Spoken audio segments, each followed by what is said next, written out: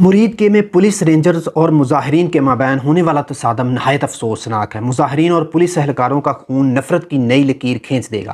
اس تصادم سے بچا جا سکتا تھا۔ حکومت اور ٹی ایل پی کے مابین ہونے والی بات چیت کو وقت دیا جاتا۔ ایسا کیوں نہیں کیا گیا؟ میں ٹی ایل پی کی طرز سیاست کا قطعی حامی نہیں ہوں۔ جتھوں کے ذریعے گراؤ جلاؤ اور مطالبات منوانے کی سیاست ناقابل قبول ہے۔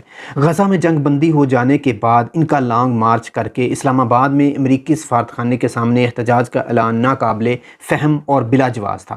مذاکرات کے لیے جید علماء اور سیاستدانوں کو بیچ میں ڈال کر ایک دوسرے کو فیس سیونگ دی جا سکتی تھی اور امن قائم کیا جا سکتا تھا۔